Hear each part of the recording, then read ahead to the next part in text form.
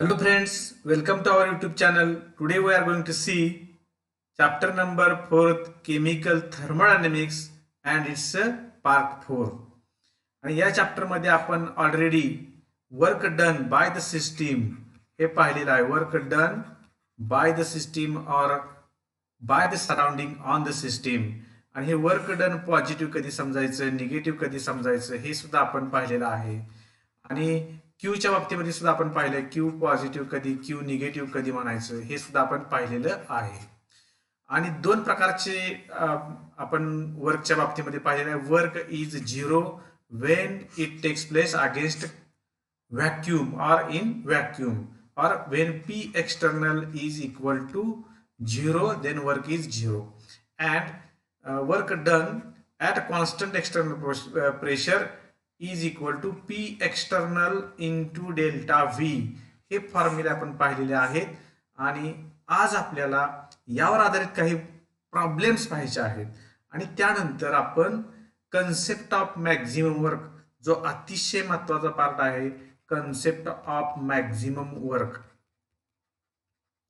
तर ते आपण बघणार आहे. मॅक्झिमम वर्क तर ते आयसोथर्मल रिव्हर्सिबल प्रोसेस काय आहे आणि त्यामध्ये आपण मॅक्झिमम वर्कचा कन्सेप्ट पाहणार आहोत.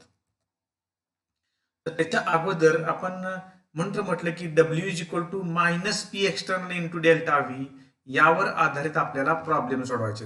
आणि त्यासाठी आपल्याला माहित पाहिजे की एनर्जी आणि वर्क याचे जे युनिट्स आहेत आणि त्यातलं एक शेवट आपण युनिट पाहणार आहोत की ज्यामध्ये आपण 1 dm cube bar is equal to 100 joule. हा जो हे सर्वात महत्वाचा आपल्याला लक्षात ठेवायचा आहे. कारण ज्यावेळेस आपल्याला बार आणि डीएम क्यूब मध्ये वर्क मिळेल त्यावेळेस आपण त्याला जूल मध्ये कन्व्हर्ट करणार आहोत आणि कधी कधी किलो जूल मध्ये सुद्धा कन्व्हर्ट करणार आहोत. तर जूलचं किलो जूल कसं कन्व्हर्ट करायचं हे आपल्याला माहित आहे.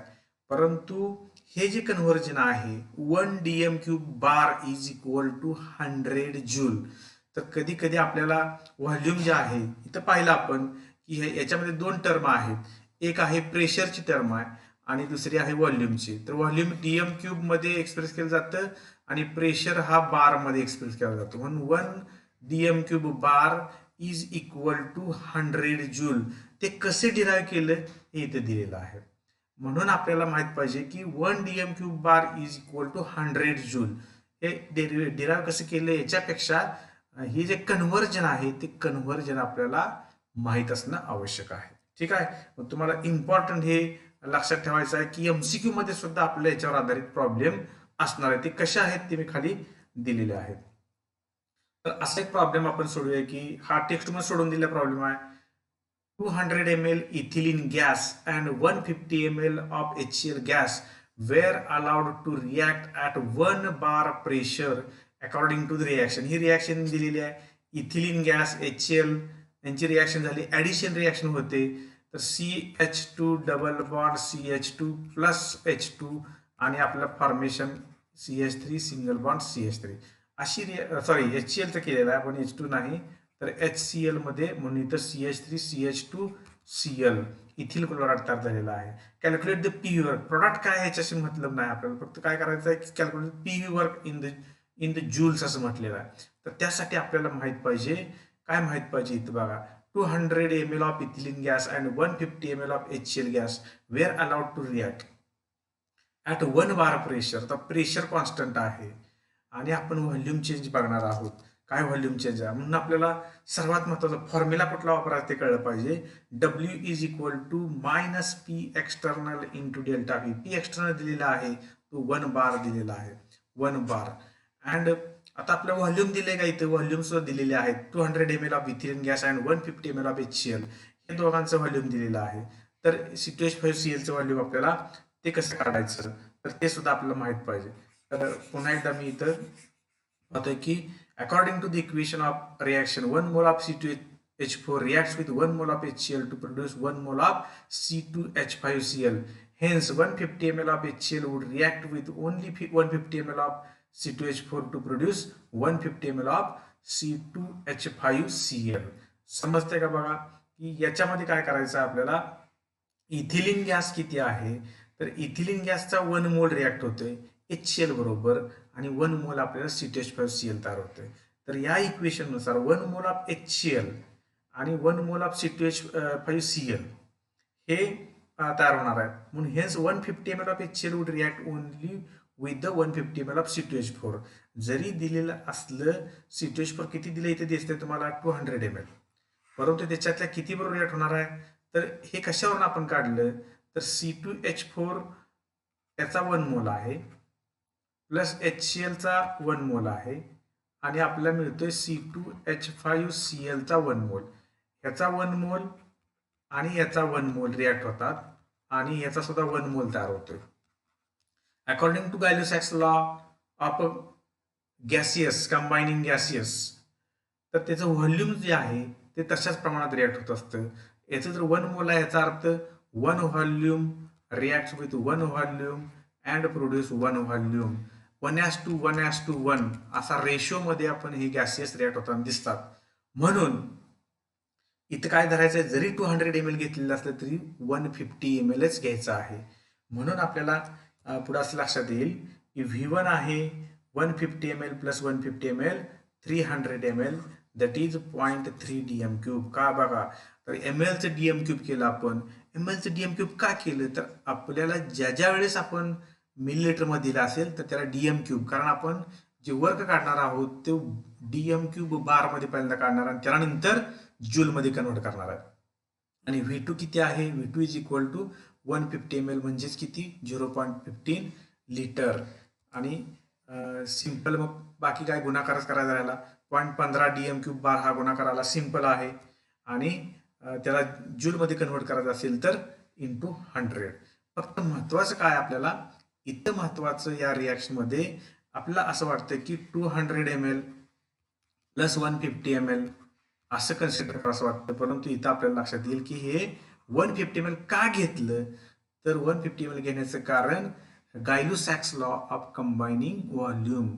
इथे एक्स्ट्रा 50 ml जे इथिलीन गॅस आहे तो शिल्लक राहणार आहे, तो अनरिॲक्टेड राहणार आहे. कारण एक रिॲक्शन काय सांगते की 150 ml इथिलीन गॅस और ethylene gas reacts with 150 ml of HCl. HCl जेवढा आहे तेवढंच इथिलीन गॅस सुद्धा लागणार आहे. तेवढंच 150 ml कोण तयार होणार आहे, C2H5Cl. हे आपल्याला इथं रिमेंबर करायचं आहे. बरेच विद्यार्थी काय करतात 200 आणि 150 350 घेतात आणि इथं चुकणार आहे. म्हणजे इथं 350 ml जर घेतलं आपण तर चुकणार आहे. ठीक आहे, अशा पद्धतीने हा एक प्रॉब्लेम आपण सोडवला. इथे सुद्धा 1 DM3 बार हे आपल्याला रिलेशन जर माहित असेल तर हा सुद्धा प्रॉब्लेम सोडतो. 3 moles of an ideal gas are expanded isothermally from 15 DM3 to 20 DM3. बघा इथं व्हॉल्यूम चेंज दिलेला आहे at constant external pressure of 1.2 bar. इथं जे 3 moles दिलेलं आहे त्याचा काहीही संबंध नाही. ते आपल्याला रिॲक्शनमध्ये घ्यायची गरज नाही, कारण आपल्याला माहित आहे W is equal to constant external pressure ज्यावेळेस असेल, W is equal to minus P external into delta V. हा फॉर्म्युला वापरायचा आहे. याच्यामध्ये नंबर ऑफ मोलचा काही संबंध नाही. म्हणून इथं आपल्याला या पद्धतीने जायचं आहे. हे प्रॉब्लेम सोडून अतिशय सोपं आहे. म्हणून जर तुम्हाला जमत नसतील तर कमेंट करा, आपण प्रॉब्लेमसाठी खास सेशन घेणार आहोत. तर फक्त कॅल्क्युलेशन करायचे आहेत. अशा पद्धतीने आपल्याला उत्तर मिळेल. Hence W is equal to -6 DM3 bar into 100 joule per DM3 that is -600 joule असं त्याचा आन्सर असेल. तर तुम्ही स्वतः सोडवण्याचा प्रयत्न करा. मी फक्त हिंट देतो. Calculate the constant external pressure required to compress 2 moles of an ideal gas from volume 25 DM3 to 13 DM3. बघा 25 DM3 चं 13 DM3 करायचं आहे. When the work obtained is 4862.4 joules. आता वर्क दिलेला आहे, W दिलेला आहे, नंतर व्हॉल्यूम दिलेला आहे. काय दिले volume, from ideal gas from volume 25 DM3 to 13 DM3. इथे काय केलंय, कॉम्प्रेस केलेला आहे. कॉम्प्रेस कुठून कुठे केलंय, 25 ते 13. 25 होतं आणि 13 केलेला आहे. तर आपल्याला गिवन काय काय आहे ते आपल्याला फॉर्म्युला तर आपला तो फिक्सच आहे. V1 25 DM3, V2 13 DM cube आणि W दिलेला आहे. तर आपण W इज इक्वल टू त्याला DM क्यूब बारमध्ये कन्वर्ट करून घ्या, कारण आपल्याकडे जे आहे व्हॉल्यूम ते DM क्यूब आहे. म्हणून इथं आपला जो रोल आहे W जे दिलेला आहे ते जूलमध्ये आहे, त्याला DM क्यूब बारमध्ये कन्वर्ट करून घ्या.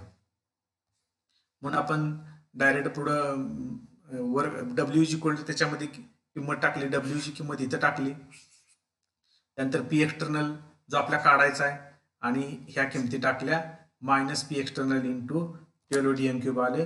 Hence P external is equal to 4.05 bar असा प्रेशर आपला आलेला आहे. आता आपण कन्सेप्ट ऑफ मॅक्झिमम वर्ककडे जाणार आहोत. कन्सेप्ट ऑफ मॅक्झिमम वर्क त्याच्यामध्ये आपल्याला अगोदर हा फॉर्म्युला माहित पाहिजे, W is equal to minus P external into delta V. आपल्याला माहित झालेला आहे की P एक्सटर्नल जर 0 असेल तर वर्क इज इक्वल टू 0 होणार आहे. P एक्सटर्नल जेवढा जास्तीत जास्त असेल तेवढं वर्क जास्तीत जास्त होणार आहे. म्हणून P एक्सटर्नल हा मॅक्झिमम असणं गरजेचं आहे, but less than the pressure of gas. म्हणजे ड्रायव्हिंग फोर्सपेक्षा अपोजिंग फोर्स हे कमी पाहिजे, परंतु अपोजिंग फोर्स हे जास्तीत जास्त पाहिजे. म्हणजे P एक्सटर्नल जर आपला 1 असेल तर P एक्सटर्नल 1 पेक्षा कमी परंतु जास्तीत जास्त पाहिजे. तो किती पाहिजे तर 0.99 असं जर असेल म्हणजेच काय, P एक्सटर्नल मॅक्झिमम आहे but less than driving force. हे आपल्याला लक्षात ठेवायचं, तरच मॅक्झिमम वर्क होऊ शकतं. कारण दोघांमध्ये डिफरन्स किती आहे, फार कमी आहे, तुल्यबळ आहेत. Very very small difference between the driving force and opposing force, then and then only maximum work can takes place. Maximum कधी होऊ शकतं तर आपण आता सध्या बघतोय दिल्ली कॅपिटल्स आणि मुंबई इंडियन्स दोघांत तुल्यबळ आहेत, तर दोघांमध्ये थोडासाच फरक आहे असं म्हटलं तरी चालेल. असं जर असेल तर जास्तीत जास्त वर्क करावं लागतं, सगळ्यांना खेळावं लागते. तिथं हार्दिक पांड्याला खेळावं लागते, तिथं पोलार्डला रन काढावं लागतात, रोहित शर्माला काढावं लागतात, डिकॉकला काढावं लागतात, आणि नंतर आणखी बुमराला बॉलिंग व्यवस्थित टाकावं लागते, बोल्टला व्यवस्थित टाकावं लागते. त्याच अपोजिट टीममध्ये जर आता आपण पाहिलं, अपोजिट टीममध्ये जे श्रेयस अय्यर असेल किंवा रिषभ पंत आहे, पृथ्वी शॉ आहे, गब्बर आपण त्याला म्हणतो की शिखर बेफिकर, तर हे सगळे व्यवस्थित खेळले तर दोन्ही बाजूच्या दोघांनी जर व्यवस्थित खेळले तर आपल्याला काय करावं लागेल तर सुपर ओव्हर म्हणजे जास्तीत जास्त वर्क होणार आहे. पण मॅक्झिमम वर्कसाठी काय, 2 तुल्यबळ पैलवान असले पाहिजे, दोघांमध्ये थोडंसंच अंतर पाहिजे. पण आपली इथं अट काय आहे, आपली अशी अट आहे की driving force must be greater than opposing force. म्हणजेच काय, P external is less than P pressure of the gas. He P म्हणजे काय, प्रेशर ऑफ गॅस म्हणजेच काय ड्रायव्हिंग फोर्स, आणि P एक्सटर्नल म्हणजेच काय, पिस्टन जे वरून लावलेलं आहे ते P external, and it is a small as compared to the pressure of gas, but very very small, and then it is possible the maximum work. म्हणून आपलं हे जे दिलेलं आहे त्याच्यामध्ये shows this equation shows that the amount of work performed by system governed by the opposing force P external, larger the opposing force more work is done by the system to overcome it. म्हणजे काय पाहिजे तर larger पाहिजे, हे आता आपण पाहिलं. त्यानंतर if the opposing force is 0 no work is involved, हे सुद्धा आपल्याला माहित आहे. With an increase of the opposing force from 0 more work will be needed by the system, and when the opposing force reaches its maximum the system performs maximum work. With an opposing force being greatest, more efforts would be needed to overcome it. मी आता तेच सांगितलं की जास्तीत जास्त work करावं लागेल कधी, जर अपोजिंग फोर्स हा ग्रेटर असेल but less than the driving force. हे सर्वात महत्वाचं आहे, less than the driving force. Thus when the opposing force P external becomes greater than driving force, बघा, the process gets reversed. The process काय होणार आहे, रिव्हर्स होणार आहे. कधी, जर अपोजिंग फोर्स हा जास्त झाला आणि ड्रायव्हिंग फोर्स कमी झाला. Since the opposing force cannot be greater, सर्वात महत्वाचं, cannot be greater than the driving force, it should be maximum, जास्तीत जास्त असला पाहिजे, परंतु प्रेशर ऑफ द गॅसपेक्षा कमी असला पाहिजे. हे अतिशय सर्वात महत्वाचं स्टेटमेंट आहे. म्हणून तर मी म्हटलं की the difference between driving force and opposing force is very very small and we have to see that is a P minus P external is equal to delta P, and this value of delta P must be very very small. कशी पाहिजे? जेवढी delta P ची value smaller असेल तेवढं maximum work possible आहे. तेच मी सांगितलं P minus P external is equal to delta P. If the pressure P of the gas differs from P external by quantity delta P, then P minus P external is equal to delta P, and P external is equal to, फक्त rearrange केलं, P external is equal to P minus delta P, आणि तीच value आपल्याला इथे टाकायची आहे. P external is equal to P minus delta P. म्हणून W is equal to minus P minus delta P into delta V. पुन्हा आपण या मॅक्झिममच्या इक्वेशन कडे येणार आहोत. आपल्याला कन्सिडर करायचं आहे n moles of an ideal gas. n moles of an ideal gas हे टाकलेले आहे. Enclosed in a cylinder fitted with frictionless movable rigid piston, it expands isothermally and reversibly from initial volume V1, हे जे आहे ते initial volume V1 आहे, to the final volume V2, हे जे आहे ते फायनल आहे V2. At temperature T is the constant. The expansion takes place in number of steps. He step first आहे, त्यातलं एक मास कमी केलं म्हणजे ही जी डेल्टा V जो आहे तो स्मॉल आहे, परत स्मॉल आहे, very small change in the volume. The process can be रिव्हर्स्ड at each step. आपण जे मास रिमूव्ह केलेला आहे ते परत टाकलं तर प्रोसेस काय होते? रिव्हर्स होते. अशा पद्धतीने आपल्याला the difference between driving force and opposing force, if it is very very small, then the work is maximum. The expansion continues until the pressure of the gas falls to P external. Beyond this, no further expansion occurs and the system attains mechanical equilibrium with its surroundings. The volume of gas is increased by an infinitesimal quantity dV in each single step. मी ते सांगितले की प्रत्येक step मध्ये dV ने increase होणार आहे. हे आपल्याला लक्षात ठेवायचं आहे.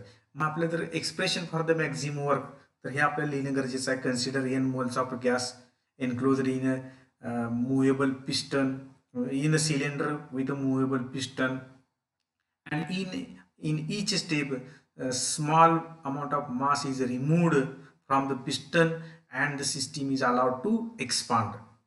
And when the mass is again put on that piston, the process can be reversed at each step. हे आपल्याला दाखवून द्यायचं आहे.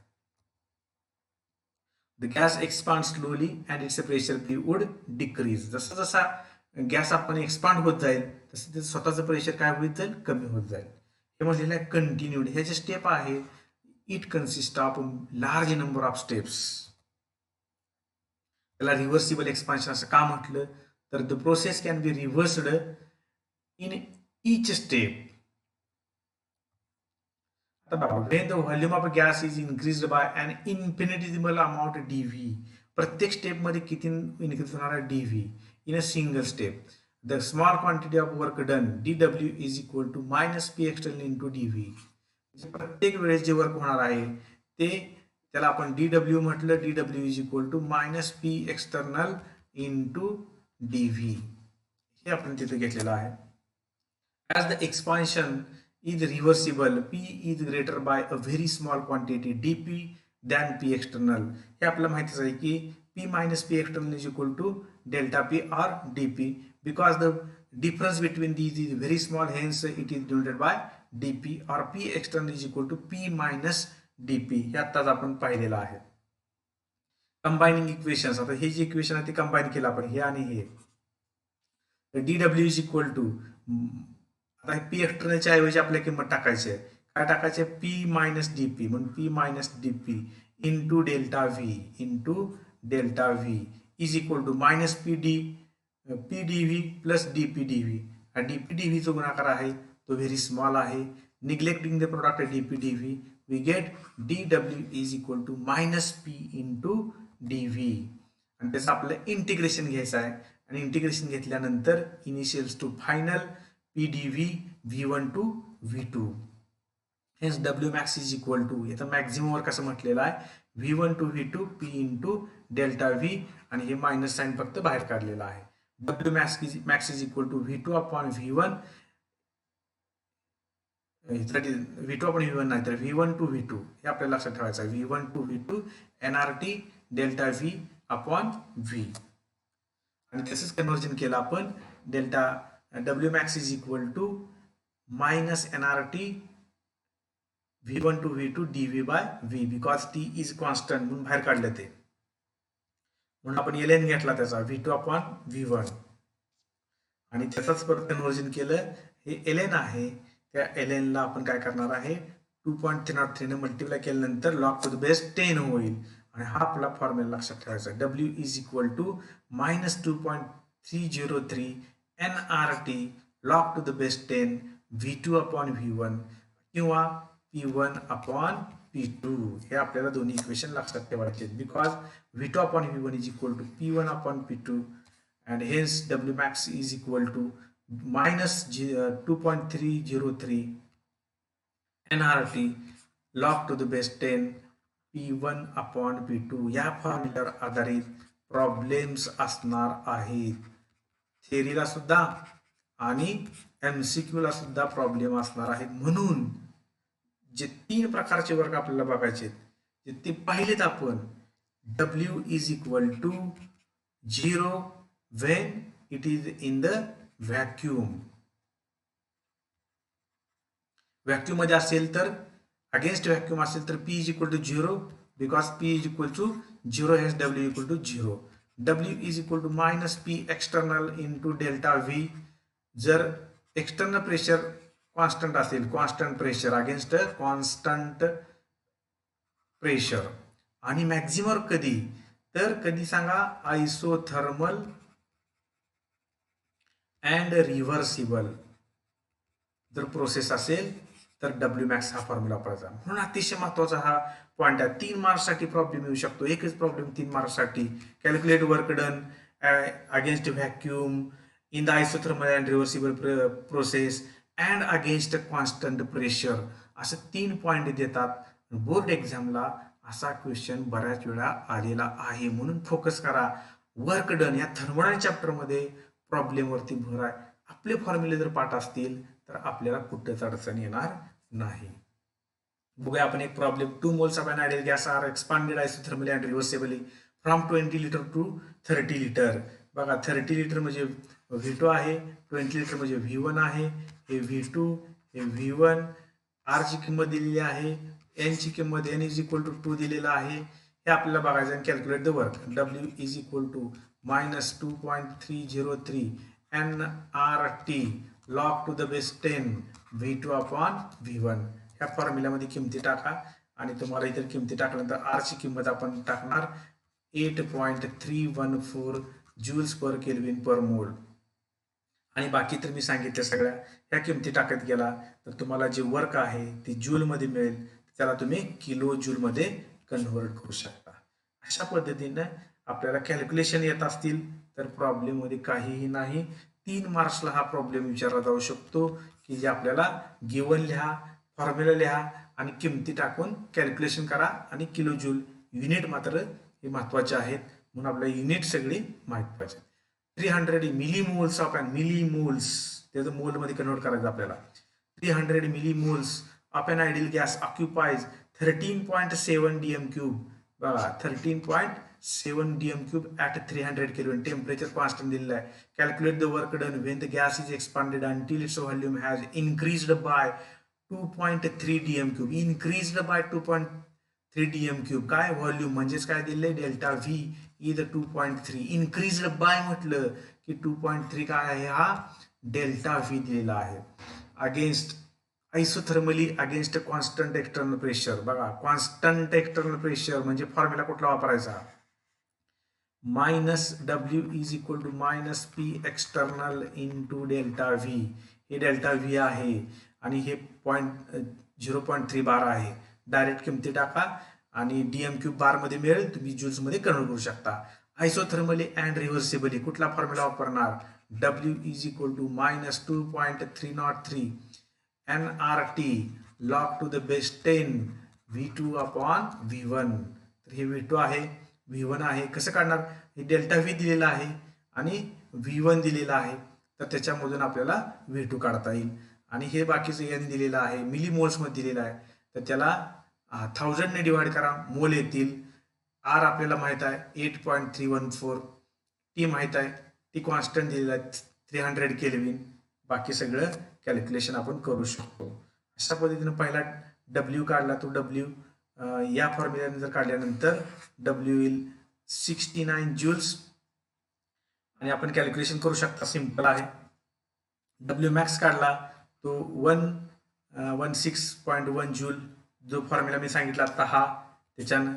आणि तिसरं जे आहे इन टू व्हॅक्यूम, सांगा 0 into vacuum, W is equal to 0. असं 3 मार्कला हा प्रॉब्लेम येऊ शकतो. आलेला आहे बोर्डाला, याला 1 मार्क, याला 1 मार्क आणि याला 1 मार्क. आता तुम्ही म्हणले की हा अतिशय छोटा भाग आहे तरी 1 मार्क, तर हा कन्सेप्ट आहे म्हणून त्याला आपल्याला 1 मार्क आहे. तर अशा पद्धतीने जे प्रॉब्लेम्स आहेत दोन्ही प्रकारच्या पद्धतीनं, म्हणजे against constant external pressure, isothermally and reversibly, into vacuum, very important part of this chapter. Calculate the work done, because work is path function. आपल्याला माहित झालेलं आहे वर्क हे काय आहे? path function, and its value depends upon the path followed by the system, whether it is against vacuum, isothermal reversible, or against constant external pressure. नंतर अतिशय महत्वाचा कन्सेप्ट आपल्याला पाहायचा आहे internal energy. Every system is associated with a definite amount of energy. This energy stored in a substance is internal energy. जी store केलेली आहे सबस्टन्सने एनर्जी, त्याला इंटरनल एनर्जी असं म्हटलं जातं. It is generated by U. The internal energy of system is made up of kinetic and potential energies of individual particles of the atoms. म्हणजे सिस्टमचे जे पार्टिकल्स आहेत, individual particles, large number of particles are present in the system, and internal energy depends upon the kinetic as well as potential energy associated with all these particles. Delta U is equal to U2 minus U1, that is, it is also state function. हे सुद्धा काय आहे? State function आहे. Where U1 and U2 are the internal energies of initial and final steps. U is a state function and extensive property. माहित आपला extensive property, intensive property आपण पाहिलं होतं. नंतर energy transfer to the system by heating it or performing work on it is added to the system. म्हणजेच काय आहे बा, जर सराउंडिंग सिस्टीमवरती वर्क केलं तर सिस्टीमला हीट मिळते. आणि काय, heat energy transfer to the system ती सुद्धा काय असते? प्लस असते. आपला पॉईंट माहित पाहिजे. Surrounding does work on the system, Q is added, heat is added, and when heat is added to the system, Q is plus. हे आपल्याला माहितच आहे. दुसरं बघा, the energy transferred from the system by cooling or by performing work on the surrounding is removed from the system. म्हणजे त्यातून minus आपण Q करणार आहे. कधी? If work is done by the system minus करणार.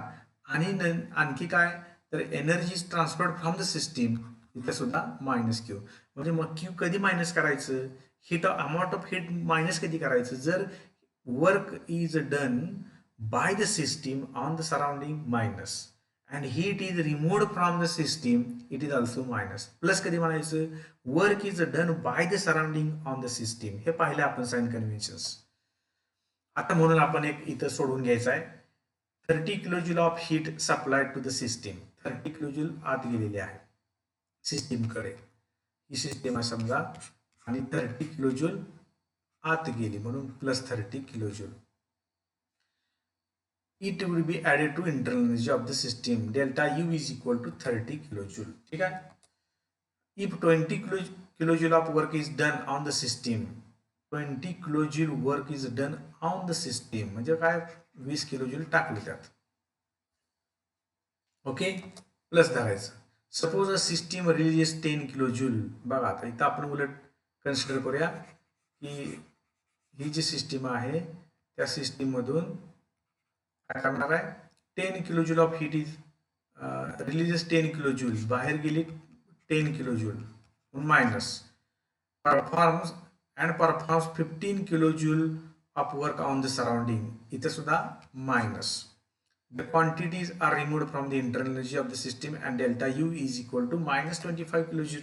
सिंपल आहे, ते आपल्या कॅल्क्युलेशन करता आलं पाहिजे. हे ट्राय दिस म्हणून दिलेलं आहे. 25 kilojoule of work is done on the system. On the system म्हणलं की प्लस, लक्षात ठेवायचं. And it releases 10 kilojoule of heat म्हणजे minus is equal to 15 kilojoule. Delta U is equal to 15 kilojoule. म्हणजे पैसे आले किती बँकेत आणि बँकेतून बाहेर गेले किती याचा हिशोब ठेवणे म्हणजेच इंटरनल एनर्जी. म्हणजेच काय आहे, bank. It act as a bank. आपली बँक खात्यात जसं असतो, पैसे येतात पैसे जातात, हे कसं मेंटेन खातं मेंटेन करणे थोडक्यात ते आपल्याला बघायचं. आणि याच्यावर आपण फर्स्ट लॉ ऑफ थर्मोडायनामिक्स पाहणार आहोत. Formulation of first law. First law of thermodynamics is simply the conservation of energy. सगळ्यात महत्वाचा पण आपल्याला लक्षात ठेवायचा आहे. Energy can neither be created nor be destroyed. And according to this law the total energy of system and its surrounding remains constant when the system changes from initial state to final state. हा जो law आहे त्याची statement 3-4 statement जे आहेत ती कशी आहेत बघा. Energy of an universe remains constant. युनिव्हर्सची जी एनर्जी आहे ती कॉन्स्टंट आहे, कारण युनिव्हर्समध्ये काय असतं, सिस्टीम प्लस सराउंडिंग. म्हणून जर आपण पाहिलं तर सिस्टीमची एनर्जी जर वाढली तर सराउंडिंगची कमी होते आणि याच्या अपोजिट. म्हणून युनिव्हर्स हे सिस्टीम आणि सराउंडिंगने बनलेला आहे. म्हणून energy of universe remains constant. Total internal energy of an isolated system is constant. जर सिस्टीम आयसोलेटेड असेल तर त्याची total internal energy remains constant because heat do not flow from system to the surrounding or surrounding to the system. दोन्हीकडून एकमेकांकडून allowed नाही. Hence the internal energy depends upon the temperature and hence total internal energy of isolated system is a constant. Energy is neither created nor destroyed and can only be converted from one form to another. ही जी 3 statement आहेत ती सुद्धा board exam मध्ये विचारलेली आहेत. Right any 2 statements of first law of thermodynamics.